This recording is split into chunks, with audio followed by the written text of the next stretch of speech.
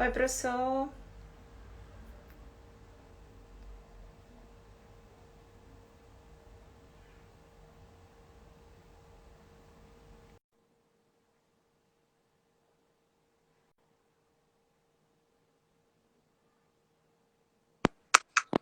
Olá, Olá, boa noite. boa noite.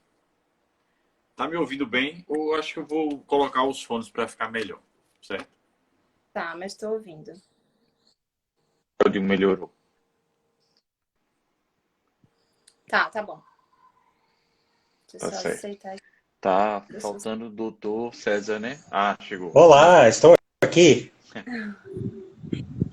César, você não deve conhecer esse ditado, mas diz que quando tá falando aqui no Nordeste, quando estão falando do outro, a orelha fica coçando. Acho que é um ditado universal. Conhece?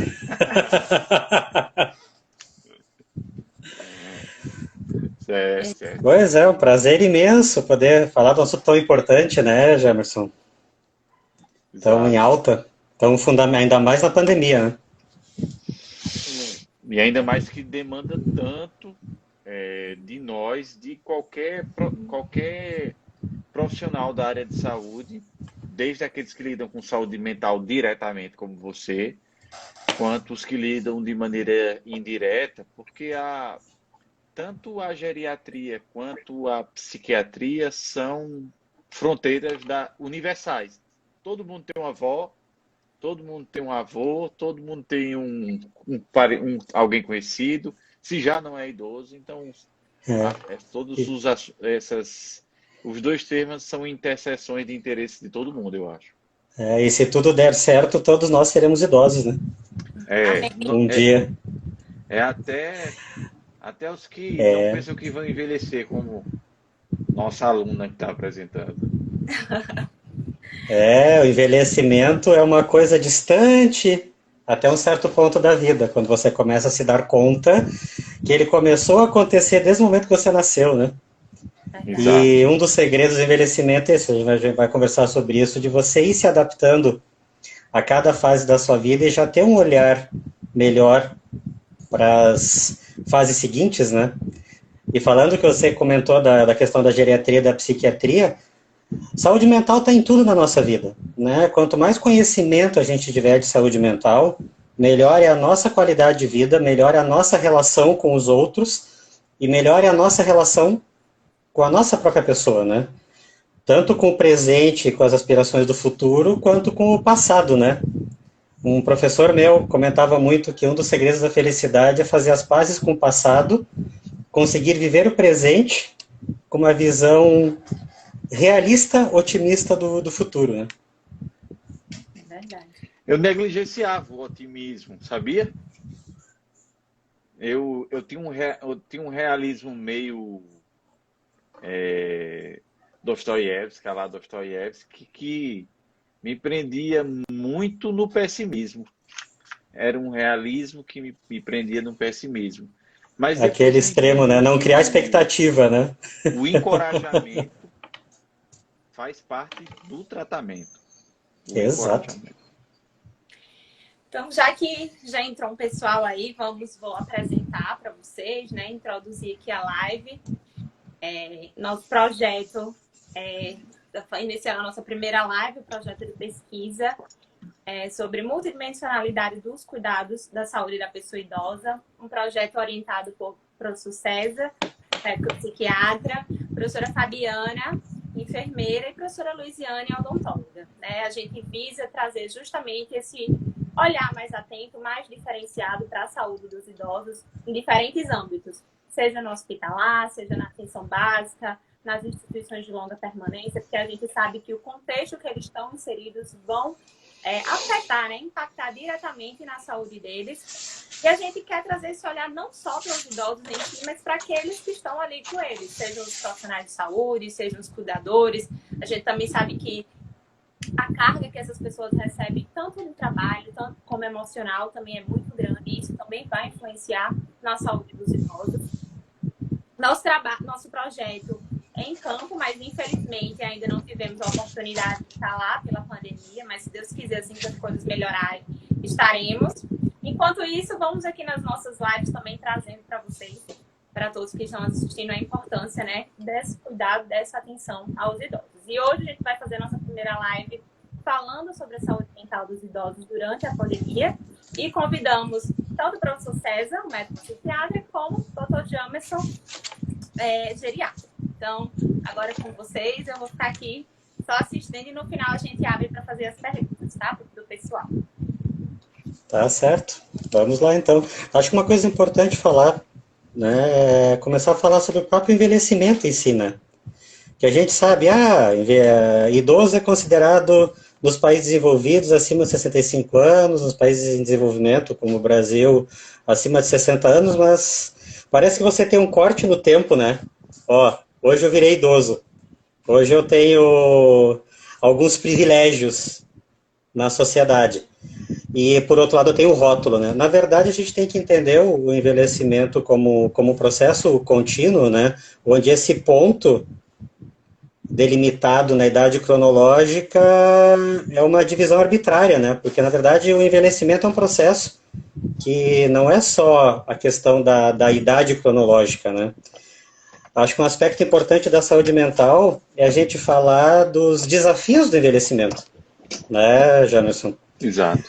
As questões que a gente não fala, né? Lembra como eu comentei no início, né? A gente se adapta a cada fase da vida e tenta ter uma boa visão da fase seguinte, né? Então, esse processo de envelhecimento, quando você vai chegando mais perto dele, você começa a deparar com desafios, né? Por exemplo, o desafio de manter a saúde, né? Que envolve N aspectos, né? Você cuidar dos problemas que você tem, você conseguir ter um estilo de vida saudável, conseguir ter uma prática de exercícios, conseguir ter uma alimentação saudável, ter acesso aos recursos para a manutenção da saúde e para o tratamento de doenças, o que é um desafio para muita gente, né? A questão também de, ao longo da vida, se adaptar à sua imagem corporal do agora e à vindoura, que a gente está na sociedade do prazer, da aparência, das mídias, né? Então, muita gente quer esconder qualquer ruga, né? Para muita gente, por exemplo, a minha calvície seria algo inaceitável, né? Então, a pessoa conseguir achar o ponto de equilíbrio entre cuidar da saúde e cuidar da aparência, mas estar sintonizada com a sua fase de vida, né? Esse é um desafio hoje em dia. Também a questão de...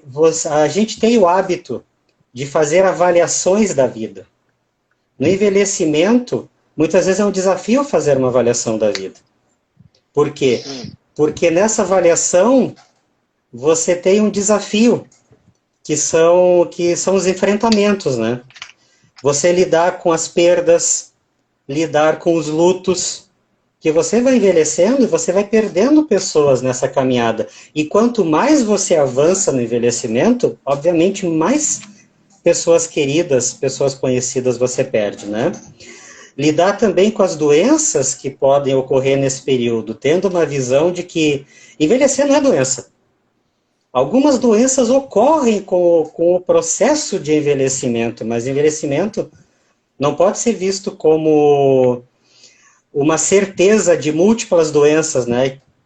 Até aqui entra a questão de que, infelizmente, com as mudanças culturais da sociedade, a gente tem uma mudança na representação social da velhice, né? Até algum tempo atrás, o idoso era aquela pessoa experiente, aquela pessoa que podia dar bons conselhos, que podia contar muitas histórias, que era um porto seguro para você tirar dúvidas, para você pegar conselhos, podia ser um exemplo de vida para a família, era aquela pessoa que a família cuidava.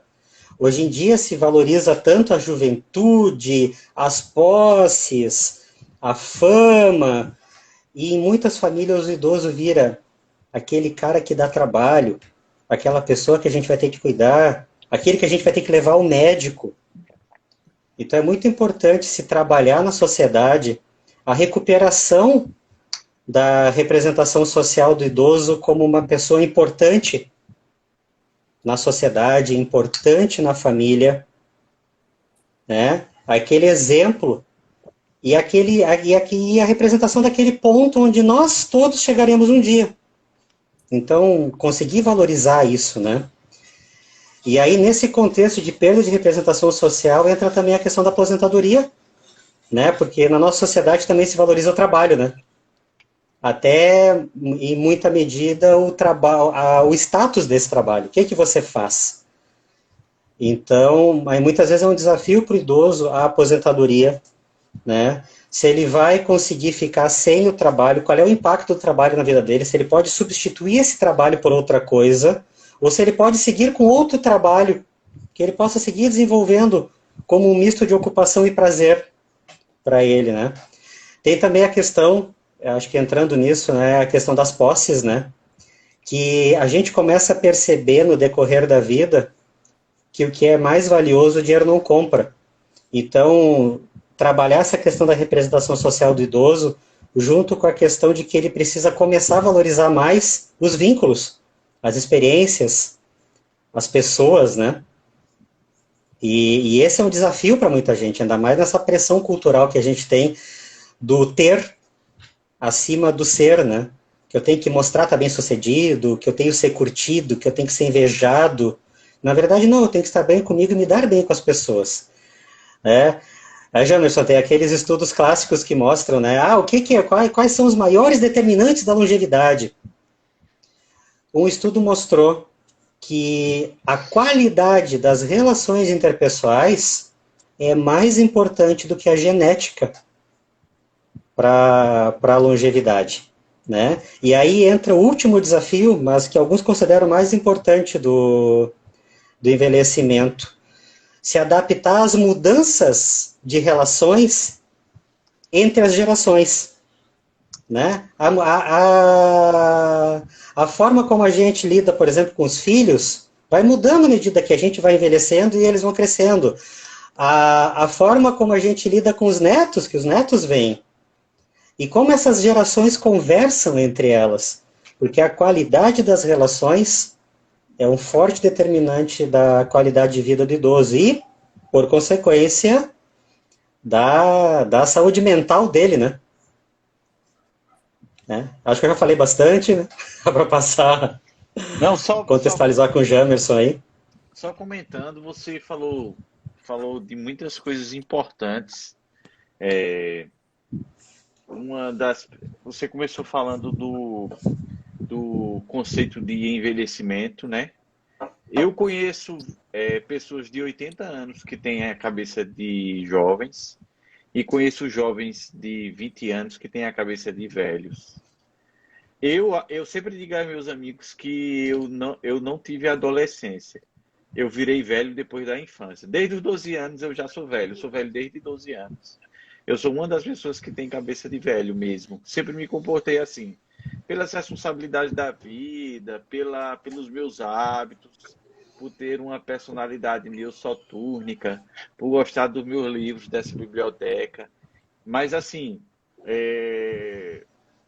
não, não velho no sentido pejorativo do termo, mas velho na psicodinâmica das limitações. Mas perceba que o envelhecimento ele é individual, a percepção do envelhecimento ela é muito individual. Frequentemente, eu não consigo, se o envelhecimento ele fosse homogêneo, as pessoas entravam no meu consultório e eu saberia já, depois de 6 anos de geriatra, quantos anos aquela pessoa teria, né? Eu olharia para uma pessoa e já dava para dizer quantos anos ele tem. Há muitas surpresas, né? A infância e a adolescência são mais previsíveis nisso do que o próprio envelhecimento. Mas aí você falou de uma coisa interessante, como a desvalorização do idoso no contexto social. O idoso, ele é um patrimônio das sociedades, como portadores de conhecimento, como atravessadores e vencedores de sofrimentos, como superadores de crises geracionais passadas, como no sertão, a falta de tudo, inclusive de comida, O sofrimento, para quem é mais jovem, modifica a visão do mundo. Então, normalmente, dificilmente alguém chegará à idade, a ser idoso sem ter passado por esses envelhecimentos. Então, por esses sofrimentos. Então, essa visão de patrimônio social que o idoso foi perdida, completamente perdida. Mandar uma mensagem no WhatsApp para sua avó, por mais desenrolada que ela seja, no WhatsApp, não satisfaz a ela como você pensa. E por mais que a nossa geração se satisfaça com uma mensagem, a gente já percebe uma fadiga depois de um ano de mensagem, de um relacionamento, de uma ida, de cuidado. Então, isso é muito importante, essa questão que você falou, do confronto de gerações, os milênios, a geração X, Y, essas gerações, elas precisam entender isso. Outra coisa elas precisam elas precisam entender uma outra também, né? Exato, exato. Antes que seja tarde demais, porque há muita gente que está pensando hoje assim, antes da Covid levar uma quantidade imensa de pessoas. Eu olho para um paciente meu que eu soube que faleceu e eu paro e penso, teve um dia que minha pacientezinha entrou por aquela porta do meu consultório e foi a última vez e eu não sabia que seria a última vez. Então, eu acho que com os nossos avós, com os nossos idosos que nos cercam nessa pandemia, a saúde mental em tempos de pandemia, que é o tempo disso, demanda presença, com medidas de proteção, com máscara cirúrgica, com distanciamento, só a sua presença lá para conversar, para almoçar, para qualquer coisa, já faz diferença. Porque Dante Alighieri dizia que, uma coisa que é muito importante, que a pior miséria do homem é lembrar da felicidade em tempos de tristeza. É mais ou menos esse momento que a gente vive. Como era bom encontrar um amigo e dar um abraço, dar um aperto de mão, encontrar o avô, uma avó, dar aquele cheiro na avó, aquela vozinha com cabelinho roxinho, que não sei que cor é aquela que elas pintam, aquele cheirinho de perfume de vó. Então, quem tem, valorize, a saúde mental deles precisa da presença de vocês. É o desafio da felicidade no agora, né? Exato. Que muitas vezes está nas coisas simples. Totalmente simples. Fazendo eco do que você está dizendo, né? Desse confronto de valores. Há um filósofo, o Bauman, que ele fala uma crítica do nosso... Ele é autor do livro Modernidade Líquida. Ele era um idoso que foi muito tempo ativo e ele critica esse momento da gente, esse esfriamento. E a pandemia, rapaz, eu tô aqui arrasado por tanto tempo longe das pessoas, assim, só tratando doença. Agora que eu tô voltando, os pacientes estão voltando a me abraçar, já se vacinaram e eles perguntam a mim se eu sou... Doutor, o senhor é vacinado? Fica meio com a história de pet shop, né? O senhor é vacinado? Que conversa é essa?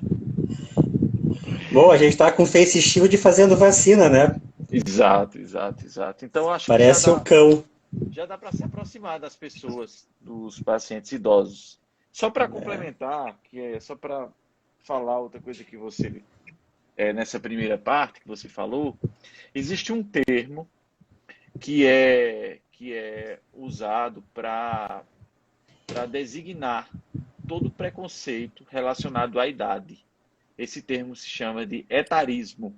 Etarismo é o preconceito a qualquer forma de manifestação negativa relacionada à idade. Por exemplo, uma velha dessa cortando o cabelo desse jeito, ou então uma velha dessa fazendo cirurgia de mama, ou então um velho desse botando um brinco, ou então fazendo tatuagem. Então, a gente vê que o etarismo, hoje em dia, parece que se acentuou. pelo culto à juventude. Por mais que nós sejamos estetas, naturalmente, nós gostamos do que é bonito, nós procuramos o que é bonito, e quando a gente vai no museu, mas nós vivemos com o que é imperfeito, né? Então, acho que envelhecer é a materialização na própria carne da imperfeição da natureza e da vida. É fazer as pazes consigo mesmo, né? Entender o mundo com um olhar mais leve, né? Aceitar a imperfeição, aceitar as diferenças, aceitar as limitações.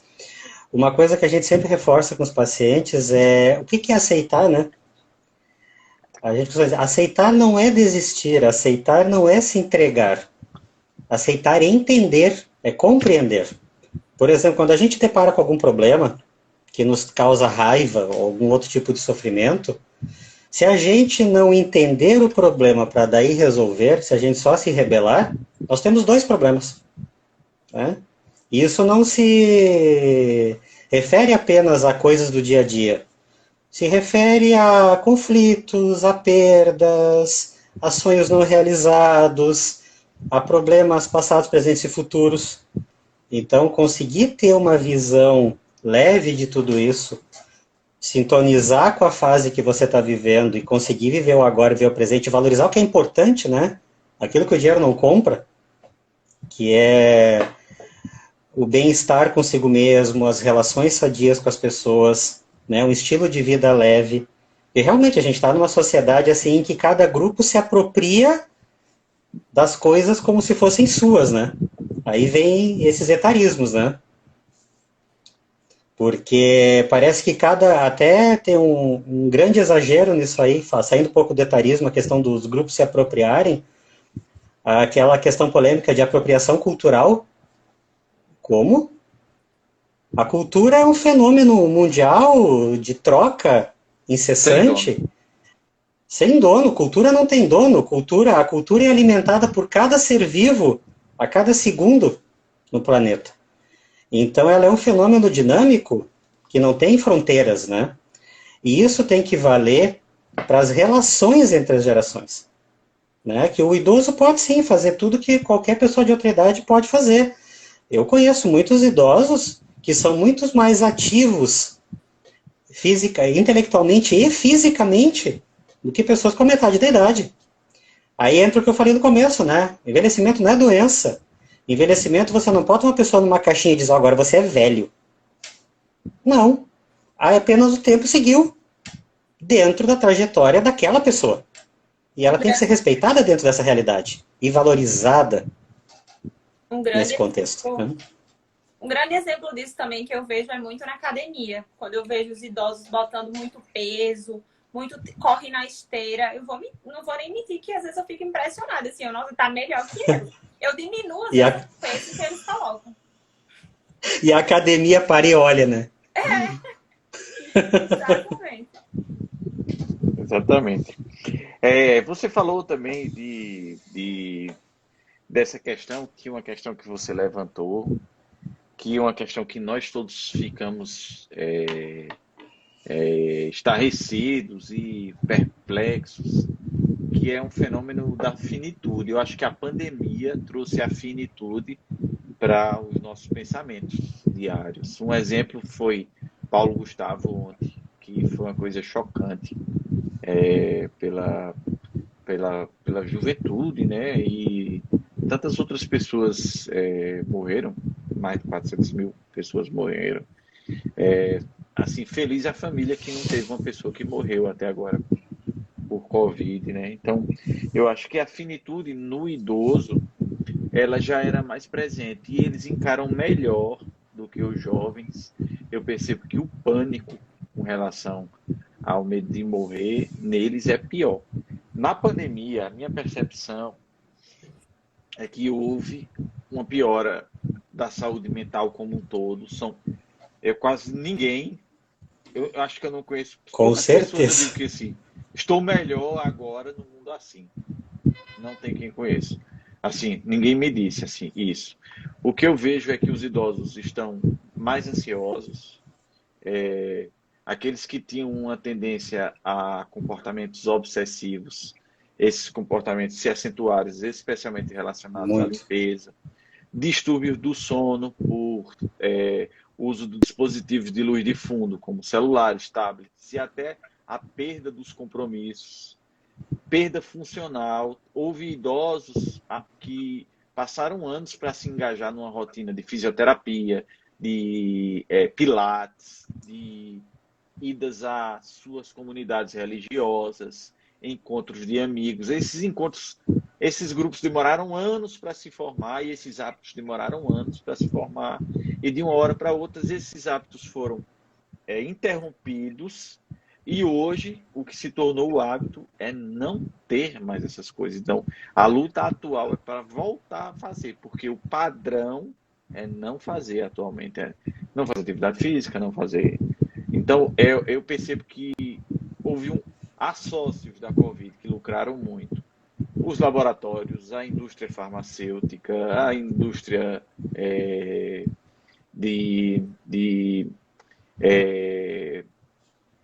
comida em casa, a sócios. Tecnologia, transporte, entrega. Mas, no geral, a maioria das pessoas perdeu. Então, eu percebo que consumo de benzodiazepínicos, os pedidos por drogas para induzir o sono, até os jovens, meus alunos jovens, é a geração frontal. Quantos anos você tem? 25. Pronto. Quantos anos você tem? Me desculpe, César. Eu? 47. 47, pronto. Então, quando o paciente chega com benzodiazepínico, eu sei mais ou menos a que idade ele tem. Se ele chega com 70, 60 anos, ele chega com bromazepam ou Lexotan. Se ele tem de 40 a 50 anos, que é o seu pai, aí, ele usa, com certeza, clonazepam, o Rivotril. Agora, da gente para baixo é o frontal, que é o alprazolam. Então, nós somos a geração alprazolam. E é assustador o consumo. Assustador. Consumo demais mesmo. Então, é a medicalização da sociedade nível hard, como dizem com a pandemia, né? Antes eu falava muito e eu questionava em se medicamentalizar a personalidade, mas eu acho que hoje se medicamentaliza o problema mesmo, entendeu? Agora você me diga, por favor, que caminho você apontaria como psiquiatra? Se você fosse dizer assim, olha, procure todo idoso com queixas de humor e de sono precisa de acompanhamento psiquiátrico, primeira pergunta. E segunda, quais são os critérios que você indica para psicoterapia? São mais abrangentes do que a indicação para psiquiatria ou mais objetivos? A grande questão da saúde mental em tempos de pandemia é o quê? Primeiro, a própria pandemia. A gente costuma reforçar que a pandemia é a soma de todos os medos. Porque a gente tem a consciência da mortalidade, o nosso maior medo é o de morrer, mas o nosso inconsciente coloca essa noção de mortalidade lá embaixo do tapete. Com a pandemia e com as perdas de pessoas queridas, pessoas famosas, pessoas conhecidas, a noção da finitude caiu no colo. Cuidado, senão você será o próximo. Então, isso foi o que mais abalou todo mundo. E o medo do contágio, o medo do sofrimento, o medo de internação, o medo de morrer, o medo disso tudo acontecer com as pessoas que nos são queridas, né? Mais as incertezas da pandemia, e a gente está também na era do egoísmo, do ódio, as pessoas precisam odiar para dar vazão a esse sofrimento. Então a gente vê que a internet há muito tempo deixou de ser um ambiente de debate de ideias, e é um lugar onde você tem que pisar em ovos ao falar qualquer coisa, porque você é atacado deliberadamente, né? Então, o grande desafio da saúde mental no idoso primeiro, que esse meio tecnológico que a gente está, é uma coisa que é difícil adaptação para boa parte deles, né? E a tecnologia virou uma coisa necessária diante do distanciamento social, e agora que a gente está retomando o convívio, isso precisa ser valorizado, né? Que nem você falou do abraço do paciente, né? As pessoas precisam interagir. Você não quer Por exemplo, você comentou de fazer refeição. Ah, você não quer fazer refeição com ele, você não quer circular dentro da casa dele. Mas chega na porta, conversa de perto, né? Cumprimenta, nem que seja assim.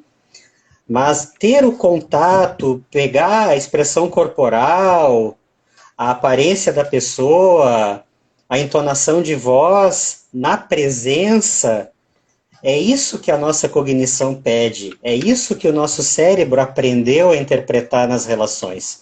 Relação de tela, como você comentou, já saturou a gente há muito tempo. Sem contar que a tecnologia, eu digo já há muito tempo, ela aproxima os distantes e afasta os próximos, né? Ah, eu quero falar com fulano, que está distante, mas o pessoal dentro de casa está cada um na sua telinha. E esse processo já acontecia antes da pandemia. Então a pandemia também pegou as pessoas com relações sociais muito enfraquecidas. Isso também foi um problema. E aí vem a questão, quando é que uma pessoa precisa de um tratamento? Ah, precisa de um psiquiatra. Bom, eu acho que não é questão de precisar de psiquiatra ou não. Que até a gente acho que podia, se der um tempo, falar um pouco de psicofobia, né? Eu comentei com você, já, mas podia ser uma ideia para hoje. Porque o cérebro é o nosso órgão que mais adoece. A gente até costuma dizer, se você for escolher um lugar do corpo onde todo mundo vai ter um problema em algum ponto da vida, vai ser na mente. A gente passa por perdas, a gente passa por doenças, a gente passa por vários processos onde acontecerão sofrimentos, acontecerão dificuldades que vão impactar no nosso mental. Desde um tratamento medicamentoso leve ou psicoterápico até algum tratamento maior e mais prolongado. Mas o que dita a necessidade de um tratamento com o psiquiatra? Eu diria que é a expressão de uma palavra. Eu sempre digo que todos nós, eu sempre reforço isso, por quê? Porque tem a questão do diagnóstico psiquiátrico ser rótulo. Não, o diagnóstico psiquiátrico é uma coisa que lhe diz com o que você está lidando, o que esperar de sintomas, o que esperar de doenças associadas, qual é o melhor tratamento e como é que você vai acompanhar isso. É para isso que serve o diagnóstico. O diagnóstico pode ser um rótulo. Ah, você é um deprimido. Você é um ansioso.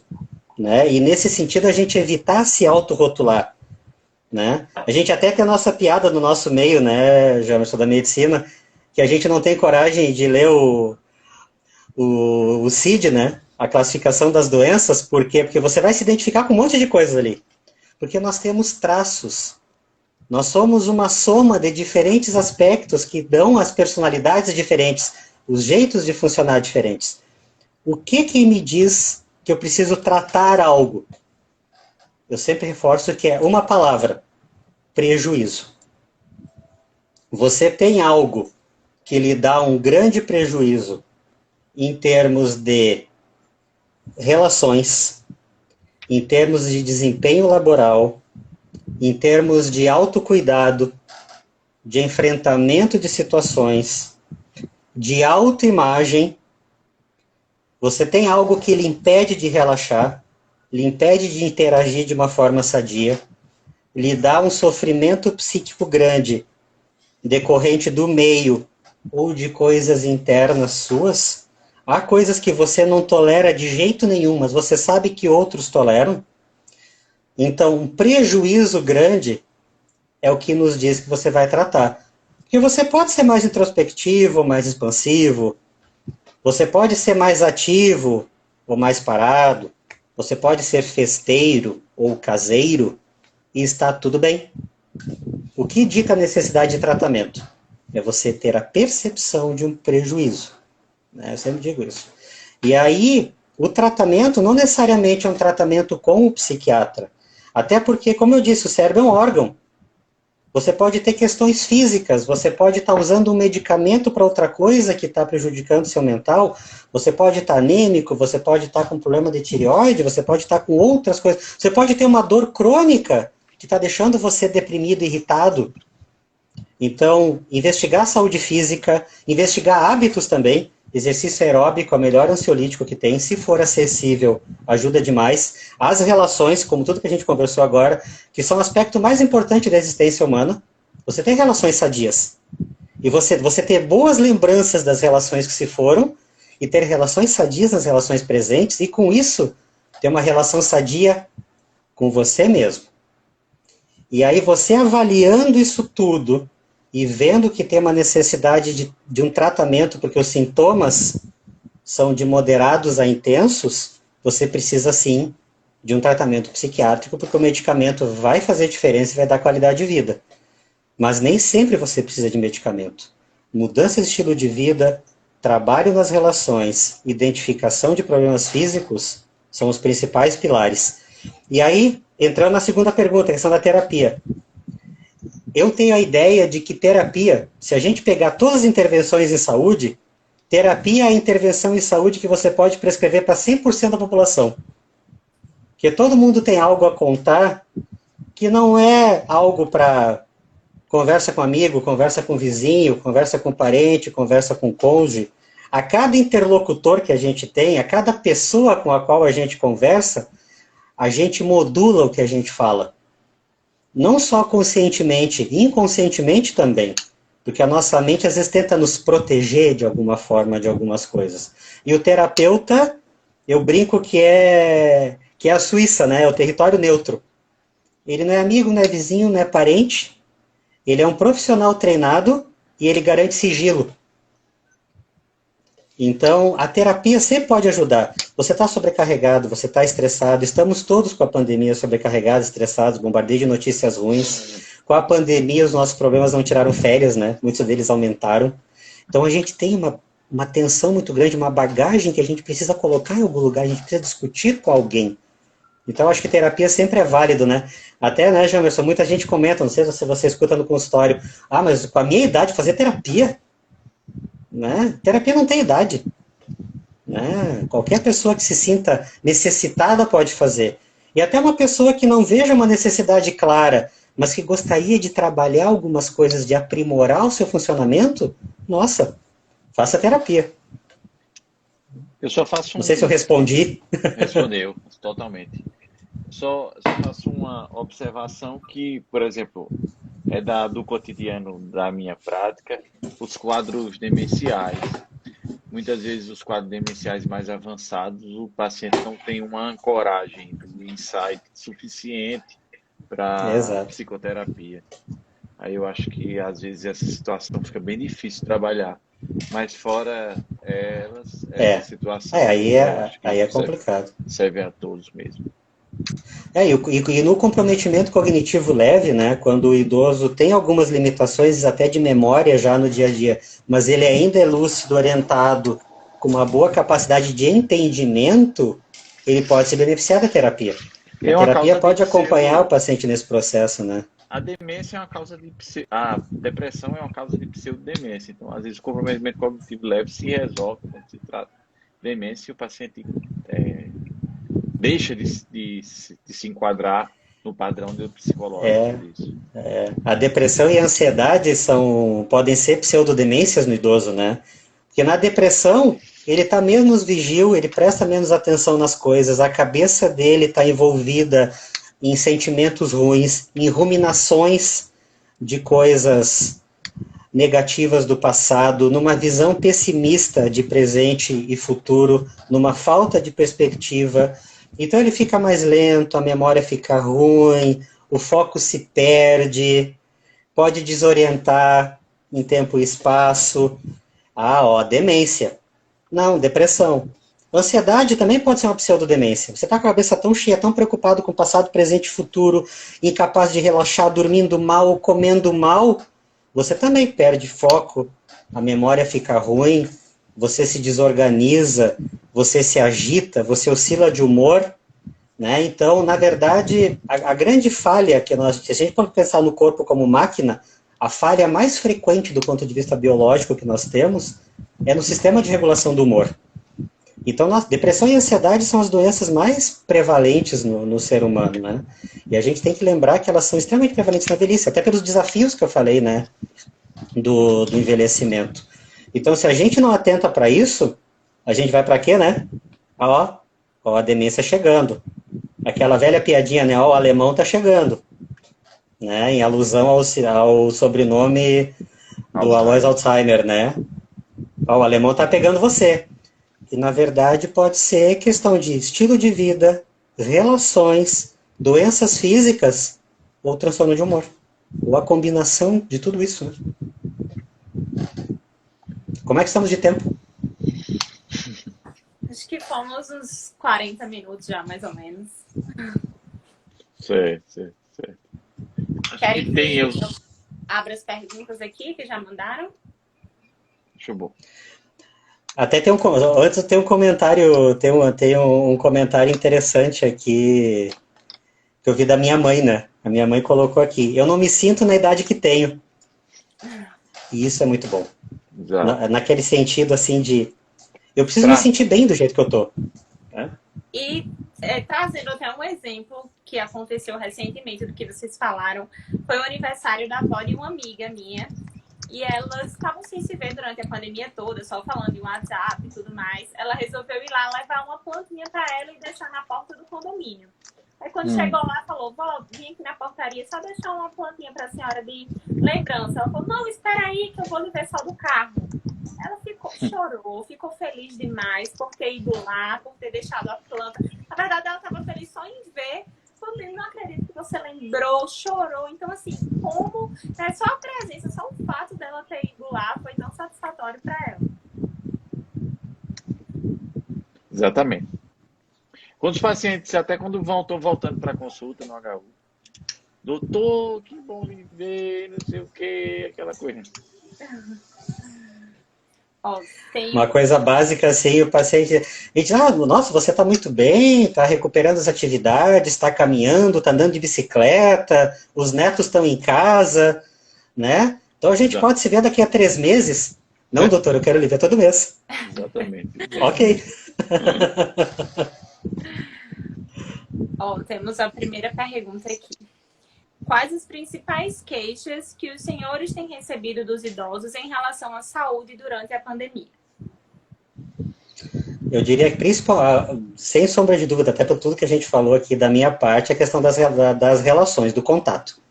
A principal queixa é estar deprimido, estar inquieto, estar angustiado, dormindo mal, comendo pouco ou comendo demais, com oscilação de humor. Por quê? Porque é saudade de filha, saudade de neto, é perda de contato com os amigos, as incertezas da pandemia.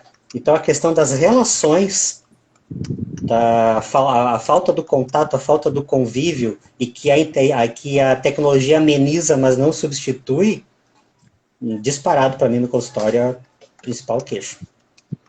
A minha, como existe um viés biológico, é dor e sono. Dor e sono. Insônia. E com a pandemia, né? Exatamente. Outra aqui. A busca por ajuda psiquiátrica, principalmente durante a pandemia, é igual entre homens e mulheres ou existe alguma prevalência? Na verdade, até a questão da psicofobia, né, que eu disse que eu gostaria de falar. A gente está numa sociedade, não é uma coisa só do Brasil, é do mundo todo. O preconceito com questões mentais, né? Como eu disse, o cérebro é o órgão mais complexo, é o que mais adoece, é o que sofre toda a pressão do meio, né, das nossas vivências, da nossa história, dos estresses que a gente passa. Então, todo mundo adoece mentalmente, em maior ou menor medida, em fases variáveis da vida. E tem muita resistência ao tratamento ainda com a pandemia. A pandemia está mostrando que a gente tem que tratar o mental. Ela deixou isso muito claro para todo mundo. Mas alguns relutam em aceitar. Então, muita gente vai consultar empurrado pelo outro. Mas a gente nota que a receptividade ao tratamento, a busca espontânea do tratamento é mais comum nas mulheres do que nos homens. Assim como é em outras áreas da saúde, na psiquiatria também. E a gente nota questões de personalidade também, né? As pessoas que tinham um funcionamento antes do adoecimento mais leve, mais aberto, não tão fechado, tão dogmático, tão rígido, elas têm mais facilidade, mais abertura para procurar o atendimento psiquiátrico. Temos outras aqui que foram feitas em caixinhas de perguntas. Quais os principais sinais que o idoso apresenta quando está deprimido? Não sei, Jamerson quer falar, que tem a questão interessante que a depressão no idoso é diferente, né? Do jovem nesse ponto, né? E fecha com o que você falou das queixas do consultório, né? Além daqueles sintomas clássicos que a gente vê como o professor César falou, de tristeza, isolamento, perda da performance, eu queria citar um construto chamado de depressão atípica, que é muito visto no idoso, que se manifesta muitas vezes com queixas cognitivas, do tipo esquecimento, se manifesta com alterações somáticas, do tipo dor crônica, alterações do ritmo do ciclo sono-vigília, com insônia, e uma coisa que é extremamente comum é a anedonia, que é a ausência do prazer, aquelas coisas que ele fazia antes. A vida perde a graça. Exatamente. Tem a questão você falou das dores e tal, né? A redução do apetite, tem também a questão da preocupação geral com doença. Né? Você tá com a questão da finitude, com pandemia, enfim. Então começa a ter, principalmente sintoma respiratório, então, nossa, a pessoa chega assustada com eles, né? Mas assim, o que a gente vê no idoso, né? A questão da hipocondria, né? Do medo do adoecimento, a anedonia, as reduções cognitivas. Outras coisas que aparecem também, quando o idoso deprimido, reduz a autoestima, ele tem uma autodepreciação maior, ele se deprecia mais, ele se bota mais defeito, você nota que a coisa está ficando diferente, né? Alguns ficam meio paranoicos, meio desconfiados, meio irritados, agressivos. Também isso pode acontecer bastante nessa faixa de idade, né? E basicamente é isso, é uma depressão atípica. O jovem vem mais com sofrimento, com mágoa, com uma visão pessimista da vida, uma queda de desempenho no dia a dia, mas o idoso traz mais essa coisa da redução da capacidade cognitiva, a vida perde a graça, né, a preocupação com doença, as queixas físicas, muitas vezes nos chamam a atenção para uma depressão escondida por baixo. Ele tem várias queixas assim, múltiplas, físicas, e você começa a ver, tá, mas ele está consultando por isso? Ou isso nos remete a outra coisa? E aí muitas vezes vem a depressão, né? Agora eu vou fazer a última pergunta para finalizar, talvez seja mais difícil, que é como envelhecer ativamente durante a pandemia. Manda brasa aí, César. Vamos junto. Basicamente valorizando tudo que eu falei. Você quer fazer um envelhecimento ativo, você não pode entrar naquela caixinha. De 60 anos, agora eu sou velho. Ó, estão me chamando de tio. Sou velho. Tá caindo o cabelo, ficando grisalho. Ó, as rugas. Estou ficando velho. Não. Você manter a qualidade de vida ao longo dela. Então, manter as relações, cuidar da saúde, se puder ter um exercício físico regular, lazeres regulares, válvulas de escape, ficar atento à percepção que você tem da vida. Se você começa com o que a gente falou de uma visão pessimista, perda do prazer das coisas, uma noção negativa do envelhecimento, porque a gente tem que lembrar, isso que eu falei da mudança da representação do idoso, da representação social do idoso, ele não pega só os jovens, os idosos introjetam essa representação negativa. Ó, eu sou um estorvo, eu sou um peso morto. A gente escuta isso em consulta. Né? Eu dou trabalho. Não. Você fez pelos outros, você está na idade de fazerem por você. E você também pode fazer mais por si do que você imagina. Então, o envelhecimento ativo e saudável é a gente conseguir manter esse fluxo de vida ativa ao longo da vida. E se você perdeu em algum momento, resgatar, começando pelo básico, né? O cuidado da saúde, as relações, a mudança de hábitos. Seria por aí.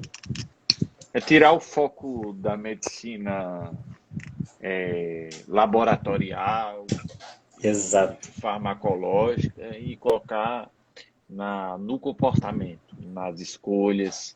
E só um parêntese também que é vida espiritual, espiritualidade também é uma coisa. Uma crença fundamental. A fé não anula a ciência. Isso dizer ao paciente que você está orando por ele, está rezando por ele, não é o impeditivo você chegar em casa, abrir um artigo, baixar e ler. Ler ele e ler a Bíblia, por exemplo. Cabe as duas coisas na sua vida, no médico e na do paciente.